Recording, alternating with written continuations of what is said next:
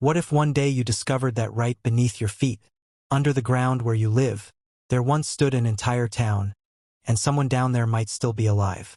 This story begins in the heart of the Rocky Mountains, northern Montana, in a place that no longer appears on modern maps. Only on faded topographic charts from the late 1800s can you find a small mark labeled Blackridge Hollow, a settlement that vanished in 1874 without a trace. No survivors, no official records of disaster, just a few fragmented notes in the Gallatin County Courthouse archives, and some testimonies written decades later by those who swore they'd seen lights flicker beneath the hills.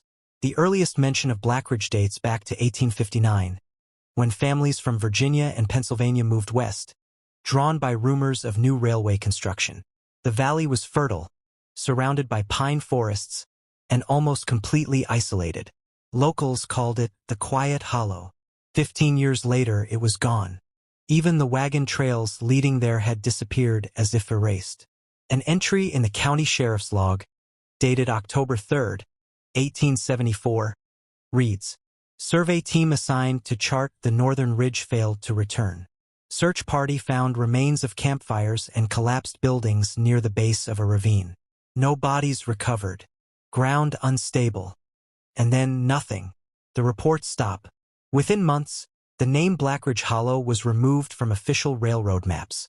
No explanation was ever recorded. With time, the place became legend. Old survey sketches stored in the Helena Historical Library show distorted contour lines, as if the land itself had caved in. In the 1930s, state geologists noted subterranean anomalies, voids too regular to be natural. A handful of letters found in the courthouse archives tell of strange sounds heard beneath the fields at night, rhythmic knocks, faint humming, and a low vibration that made windows tremble. Local hunters still avoid the area. One of them, a man named Thomas Andrews, shared his experience in a 1998 interview. "It was late autumn, just before the snow came. The woods were silent, no wind, no animals. Then I heard this tune, like someone humming way below ground. Not words, just a tone that made my chest feel heavy. I left right then and never went back." Stories like his repeat again and again. Some say the valley hides collapsed gold mines from the frontier days. Others insist it was home to a cult that built sanctuaries underground, waiting for the world to end. But among the county records lies something stranger. A fragment of a journal written by Edward Mallory, a railroad engineer who vanished the same year as the settlement. The surviving pages, recovered in the 1940s from the Union Pacific Archives, describe a remote valley where the air feels hollow and the ground hums with its own memory. Mallory wrote, "We reached the valley on the 5th day. The sun was bright, yet the light seemed thin, like it couldn't touch the ground. Compass unsteady. The guide swore houses once stood here, but there was only grass and moss. Still, I couldn't shake the feeling that someone was watching." That journal is where our investigation begins. In 2022, an independent researcher and documentary host set out to find what remained of Blackridge Hollow. With permission from Montana State University, he surveyed the area using drones and ground-penetrating radar. The data revealed something unexpected. Beneath the forest floor lay a complex network of linear cavities stretching for nearly half a mile, narrow, symmetrical, and man-made. That was the first real evidence that Blackridge Hollow had not been erased by time, only buried. And what they would uncover next would change everything. The summer of 1874 was unusually hot, even for Montana. Dust clung to boots in heavy layers, the air shimmered above the rocks, and the sun seemed never to set.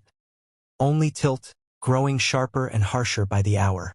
In July, railroad engineer Edward Mallory received an order from Helena to head northeast and survey land for a new rail branch that would connect Bozeman with the foothills farther west. His instructions were brief. Area largely unmapped. Locals report an abandoned settlement. Confirm the terrain and assess stability. Mallory set out with 2 assistants, a young technician named John Baxter and a surveyor called Reed. Their guide was Samuel Corbett, a weathered hunter in his 40s who spoke little, as though every word cost him effort. For the first 2 days, everything went as expected. Horses trudged along dusty trails, The compass stayed steady, and the map matched the land. But the deeper they moved toward the supposed valley, the stranger the landscape became. The ground softened underfoot, hollow in places, as if air lingered beneath the soil. No birds, no tracks, no animals. Only wind, faint, shifting, yet oddly localized, seeming to rise from below rather than blow from above. From Mallory's journal, July 17, 1874, Corbett says we're close. Claims 12 homes once stood here, settlers from Virginia. The place was called Blackridge Hollow. But in his words, the town went down. That's how he said it. Went down, sir, the whole of it. I don't know what he meant, but he wasn't joking. On the fourth day, they reached a ravine. Among the tall grass lay charred beams sunk into the ground, remains of old buildings. One log bore the faint shape of a carved cross. Farther on, they came upon a small graveyard. The crosses leaned at strange angles, many rotted at the base. A few still bore names and dates. 1851, 1852, 1849. The letters, crudely cut by knife, had blackened with age. Baxter removed his hat. Reed made the sign of the cross. Corbett turned away, muttering, "Told you, Mr. Mallory. Folks don't come here. Since the town went under, the land hasn't been right." Mallory noted that the soil around the graves seemed unstable. It shifted slightly underfoot, then settled again as if breathing. He listed it as possible subsidence. But Corbett shook his head. "The ground ain't empty, sir," he said quietly. "There's something down there. I can hear it." That night they made camp nearby. The temperature dropped fast, the air growing damp and cold. A scent of moisture drifted from the forest, like a lake nearby, though no water appeared on any map. Around midnight, Mallory awoke to a sound. Slow, rhythmic, metallic, like distant hammering. It came not from the woods, but from beneath the ground. From his notes, "Perhaps I dreamt it, but the earth seemed to hum." Reed claims he heard it too. Corbett insists we should leave. He says he saw lights in the trees last night, though the sky was moonless. The next morning, they pressed farther into the hollow. The old path was faint but visible, ruts swallowed by moss. They found a stone-lined well, dry to the bottom. Mallory dropped a pebble and waited. No splash, only a dull, distant echo, like rock striking a hollow chamber. Entry dated July 20th. The trail leads into a basin where homes once stood. The air feels thick, almost heavy. When the wind comes, it doesn't sweep from the mountains. It rises from the earth itself. I cannot explain it better. The wind came from beneath the ground. That was the final entry in Edward Mallory's journal for July 1874. When investigators later reviewed Mallory's surviving papers, they found a section that appeared to have been written hastily, the handwriting uneven, as if his hand trembled. The entry begins without a date, but the following line is clear. "The ground opened where we camped." According to the fragment, one of the men, Baxter, fell waist-deep through a layer of loose soil while gathering firewood. Beneath him yawned a narrow shaft lined with timbers, blackened but intact. Mallory described the structure as too deliberate to be natural. It wasn't a mine. The beams were carved by hand, the angles precise, as if part of a buried dwelling. They lowered a lantern. The flame flickered but didn't go out. There was air below. A rough staircase spiraled into darkness. Reed suggested it might be an abandoned shelter from the frontier wars. Yet Corbett whispered, "It's them, sir, the ones who went under." Mallory's next line is almost childlike in its simplicity. "We decided to go down." He notes the descent lasted several minutes. The air was stale but breathable, carrying the faint scent of smoke and something sweet, like dried herbs. The walls were reinforced with boards. The floor had markings, scratches that looked intentional. In one corner they found an overturned stool, a clay pot, and something stranger. A set of bones arranged in a circle, small as a child's, each one painted with black lines. Further in, the passage opened into a low chamber. Mallory wrote of symbols cut into the wood, repeating spirals and eyes, all pointing downward. He recognized one mark. It matched sketches from the railway archives, the same design found on metallic plates unearthed during early construction near Helena. He noted, "If these people built this, they knew what they were running from." The tone of the journal shifts here. Mallory no longer writes as an engineer but as a man on the edge of belief. He mentions hearing voices, a murmur too soft to locate, echoing from the lower tunnel. Reed insisted it was wind. Corbett claimed it was prayer. The last legible words on the page are, "Some of them never came back to the surface. Whether by choice or by curse, I cannot tell. But they are still here, beneath us, waiting for something to wake." From that point on, the diary ends abruptly. Ink smeared, a page torn.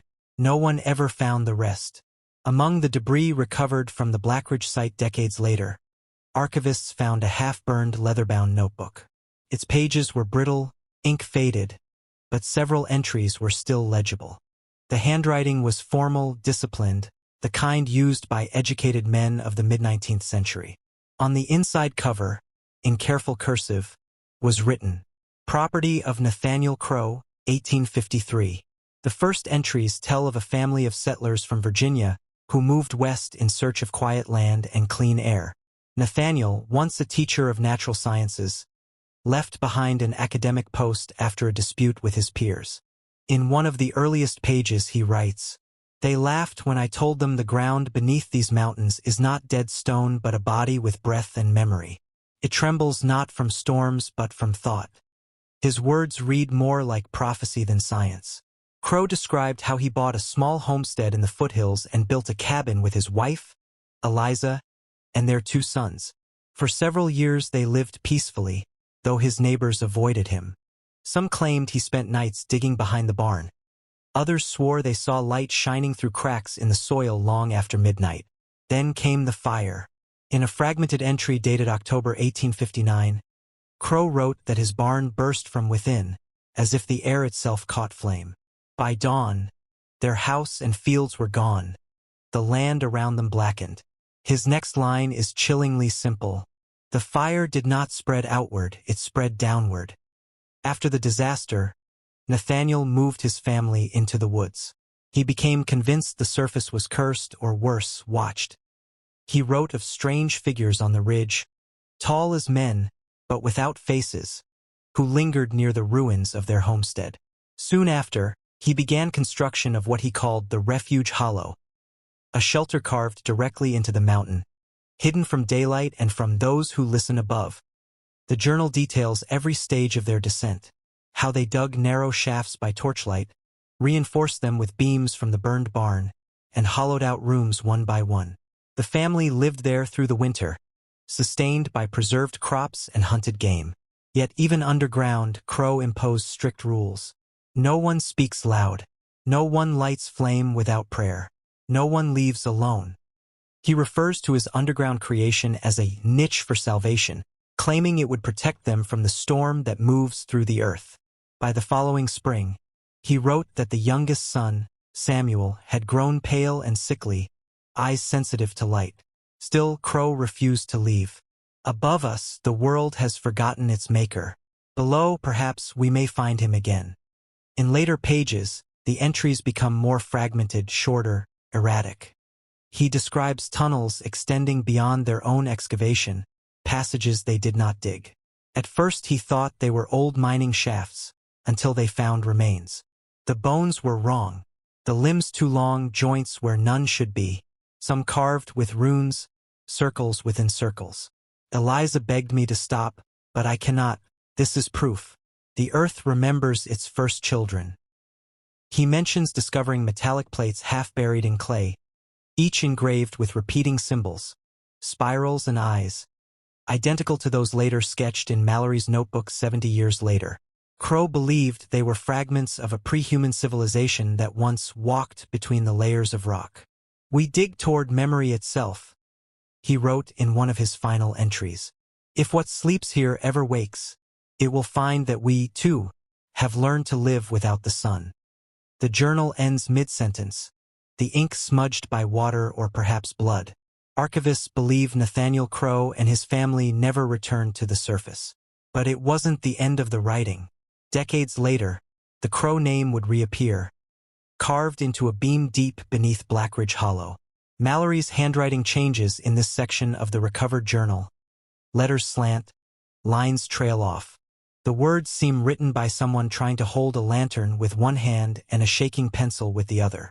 We followed the sound. The first line reads, "It was faint, like breath pulled through stone, but it led us forward."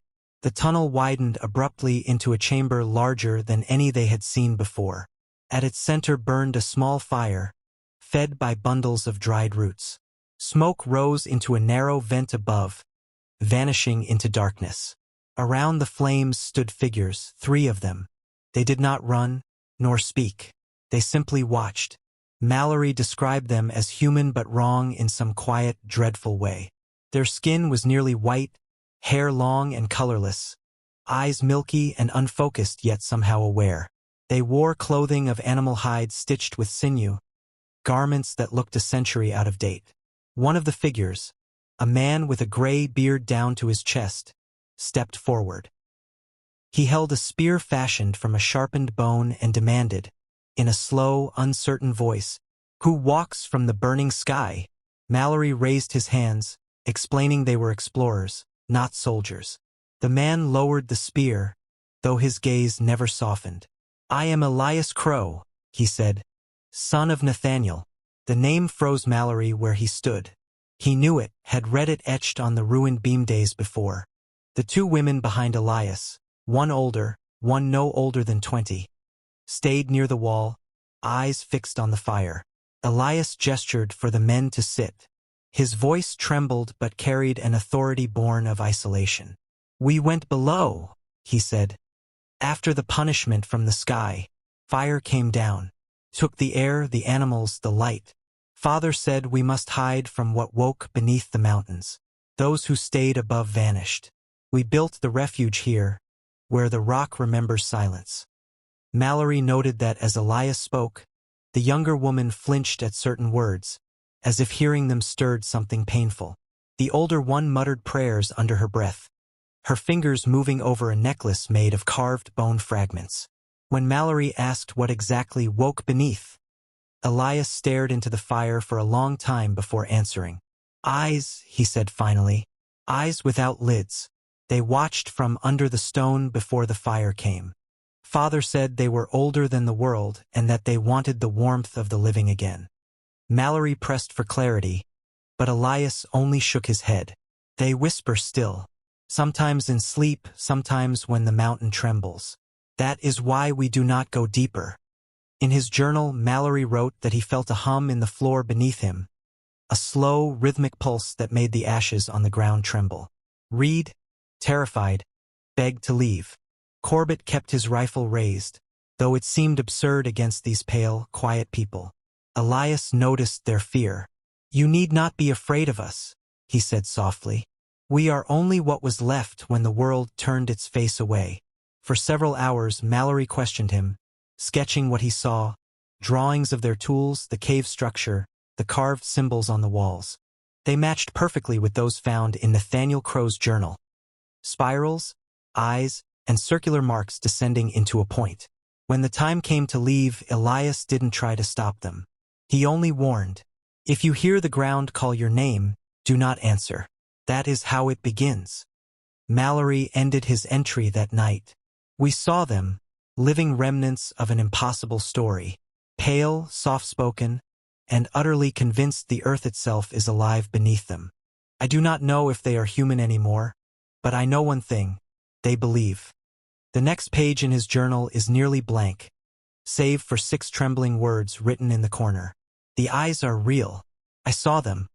The last confirmed sighting of Edward Mallory was on July 23, 1874, 2 days after his descent into the tunnels beneath Blackridge Hollow.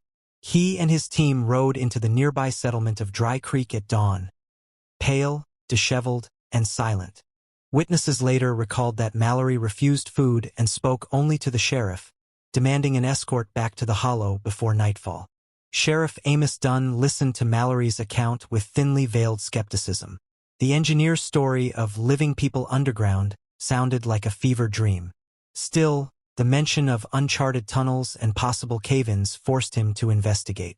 Dunn gathered 6 men and followed Mallory's directions. They reached the hollow by evening. Smoke rose faintly from the center of the ravine. Mallory guided them to the spot. But when they uncovered the entrance, there was nothing. The shaft that had opened days before was sealed by rock and earth as though it had never been disturbed. The ground was solid. No echo, no draft, no trace of the passage. A few yards away, they found the remains of a campsite, torn maps, an overturned lantern, and Mallory's measuring instruments. Inside a small clearing, ashes still glowed. The fire had been tended within hours. Yet of the people Mallory described, there was no sign. The air was thick, Sheriff Dunn later wrote in his official statement. We found no footprints but our own, and the silence was total. The engineer stared at the dirt for a long time before saying, "They're still here, you just can't hear them anymore." By dawn, Dunn ordered the search ended. He told the railroad office in Helena that the engineer's account was influenced by exhaustion and local superstition. Mallory's 2 assistants were missing, presumed dead in a landslide. 3 weeks later, the post office in Helena received a parcel addressed to the Northern Pacific Survey Department. No return address. Inside, Mallory's field journal, wrapped in oilcloth. The last pages were written in a hurried scrawl, words cutting across lines, as though written in darkness. They came for me, not from above, from below. The sound was not wind, nor water. It was the mountain speaking. Now I understand what it means to hear the earth. There were no more entries. Mallory's lodgings were found empty. His horse remained tied behind the stable, his personal effects untouched. He was never seen again. The investigation closed that autumn. The official cause of disappearance listed as voluntary absence. But the parcel that carried his journal had been postmarked from Blackridge, a town erased from every map 20 years before. Nearly 70 years after Mallory's disappearance, the story of Blackridge Hollow resurfaced, not through folklore, but through an excavation report filed by a group of wartime geologists. In 1943, a survey team from the University of Arizona was contracted by the U.S. Army Corps of Engineers to assess potential mineral sites across the northern Rockies. Their objective was simple: locate domestic sources of metals critical for the war effort. The expedition, led by Dr. Harold Whitman, reached a desolate area on the eastern slope of Montana Ridge, just 20 miles from where the maps once marked Blackridge Hollow. The first few days produced nothing unusual: iron traces, basalt, minor fault lines. But on July 11th, a ground-penetrating charge revealed a hollow chamber beneath the ridge. Whitman's notes, later declassified, describe a geometric cavity, perfectly circular, walls fused as if by heat. Inside, they discovered fragments of blackened metal plates, thin, irregular, etched with spiral and eye-like engravings identical to those documented in Nathaniel Crowe's journal and in Mallory's sketches. The markings are not decorative, Whitman wrote in his field log. They follow a deliberate mathematical sequence. Someone or something designed them to store information, not to adorn. 2 days later, the team unearthed what Whitman called a lattice structure of impossible metallurgy. The material resisted cutting, heat, and even acid. Laboratory tests showed no known alloy composition. One assistant described it as metal grown like bone. Among the team, one geophysicist, Dr. Frank Collins, became convinced the find was not human in origin. His report to Washington stated plainly, "We may be dealing with an artifact predating known civilization. The structure implies understanding of resonance and energy containment far beyond contemporary science." Within a week, the excavation was halted. Military personnel arrived without explanation and sealed the site. The official reason: unstable subsurface and risk of collapse. Whitman's journal ends abruptly after July 18th. A single additional memo in the archive references the Montana Ridge anomaly, Site 12A. The project was reclassified as restricted under wartime authority and buried within a new program labeled Operation Pendulum. When the National Archives released partial documentation in the 1990s, most technical pages were missing. Yet one carbon copy of Whitman's last letter survived. Addressed to a colleague in Tucson, it read, "They've taken everything, the samples, the plates, even my notes. The men who came weren't Army, at least not any branch I know. They said the patterns weren't language but instructions. Like blueprints. They warned us not to return. I intend to ignore that." The letter was never mailed. It was found decades later in Whitman's abandoned study, still sealed in its envelope. Every trace of Site 12 vanished from public record soon after, but locals in the Montana Ridge area began reporting strange nocturnal activity. Unmarked trucks, searchlights sweeping through the trees, and a low mechanical hum that could be heard miles away. The Army denied involvement, but in one surviving photo, taken before the site was closed, a fragment of the artifact is visible, an obsidian plate engraved with the same spiral eye motif described by both Crowe and Mallory. 3 generations apart, all 3 men had seen the same symbol, and all 3 had disappeared. It began with a letter, no return address, no explanation. Inside was a photocopy of several weathered pages labeled, "Field Journal of Edward Mallory, July 1874.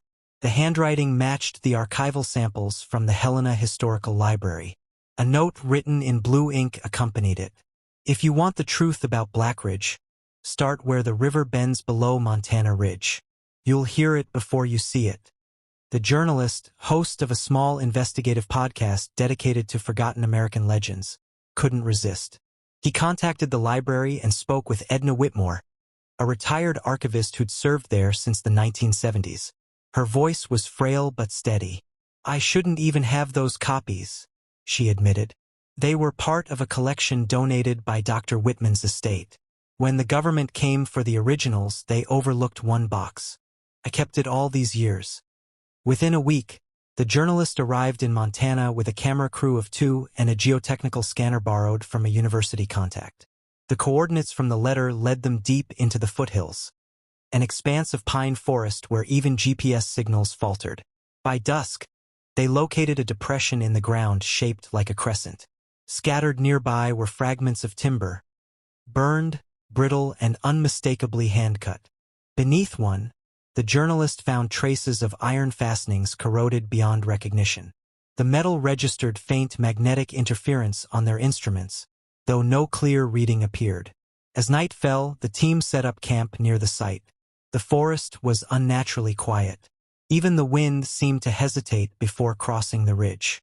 When the geoscanner activated, it emitted irregular static, short bursts of feedback like distant breathing. The signal pulsed every 6 seconds. They dismissed it as equipment failure until midnight. The journalist awoke to what he first thought was rain. But when he stepped outside the tent, the air was still. The sound came from below, soft, rhythmic, almost human. A sob, then a whisper. His recording device captured only fragments.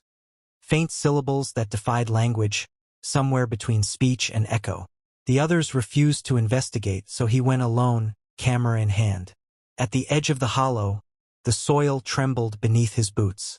Through the lens, faint light flickered, amber and moving, like torchfire winding through a tunnel. "The lights are below us," he whispered into the mic. "They're moving." For nearly 2 minutes, the camera held steady on the slope. 3 pinpoints of light emerged, drifting in slow arcs before vanishing one by one. No sound, no smoke, just the impression of movement, deliberate and slow. The following morning, he replayed the footage. The lights were there, clearly visible, but something else surfaced in the audio. A voice layered beneath the static, faint and broken. "You shouldn't have come." The crew left the ridge that afternoon. The journalist planned to return alone once he reviewed the data. In his final field note from that day, he wrote, "Mallory wasn't lying. Whatever he found, it's still here. The ground hums with memory." He never published that episode. 2 weeks later, his car was found abandoned off Route 287. The camera, still recording, was discovered beside the driver's seat. Its battery drained. Its lens pointed toward the dark line of Montana Ridge. The footage recovered from the journalist's second expedition was never meant for public release. It was entered into evidence 2 months later, labeled only as Exhibit D, Blackridge Incident. What follows is a reconstruction based on the timestamped recording and the sheriff's official report. The first frame shows the journalist walking through fog near the base of Montana Ridge. It's early morning, light barely filtering through the trees. He speaks quietly into the camera. Coordinates match the hollow. There's a collapse ahead, but I think it's the same shaft Mallory described. He pans the camera downward. Among the rocks, half buried in mud, is an opening no wider than a doorway. Timber supports rotted and warped, air spilling out in slow, visible breaths of mist. The man hesitates, then switches on his headlamp. If anyone finds this, he says, the date is October 12th. I'm entering the tunnel now. The descent lasts 11 minutes. The passage narrows, water dripping steadily from above. His breathing grows heavy. The light trembles with every step. Then the lens catches something on the wall, shapes carved into the stone. First spirals, then words, etched roughly by hand. He is still below. The camera lingers on the phrase. Dust drifts across the beam of light, thick like ash. In the corner of the frame, something small glints, an object half buried in dirt. When he brushes it off, it's a wooden toy horse, the kind carved by hand, its surface gray with age. Another lies beside it, a doll missing its face. He whispers, there were children here. The tunnel continues deeper, twisting like a vein. Far ahead, faint illumination flickers, soft orange, like firelight through fog. The journalist calls out, his voice echoing back distorted, almost answering itself. Then it happens. A voice, faint but distinct, coming from the dark ahead, says his name. Once, twice. A child's voice. He freezes, whispering, who's there? Are you hurt? No response, only the soft scrape of something moving farther inside. He steps forward, light shaking violently now. The camera catches a brief reflection. Eyes? Metal? Before the feed wavers. The last clear image is a section of wall covered in handprints. Small, dust-covered, too many to count. Then the lamp flickers out. The audio continues for 12 more seconds. His breathing quickens, a low rumble builds beneath it, and finally, laughter. High, childish laughter echoing from every direction. The screen cuts to black. The next recorded document is from Sheriff's Report #41-22, dated October 17, 2022. Search conducted along Montana Ridge. Found abandoned camp containing 2 tents, generator, and personal effects belonging to name redacted. No signs of struggle. Camera recovered at site. Operational but heavily damaged. Subject missing. Status: presumed deceased. Below the signature, a handwritten note reads, background noise on recovered audio, consistent with human laughter, origin undetermined.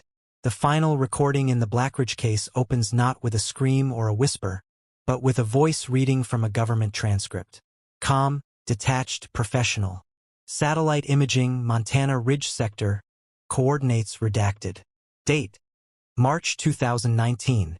Result: confirmed presence of subterranean structures extending approximately 1.4 kilometers beneath the eastern slope.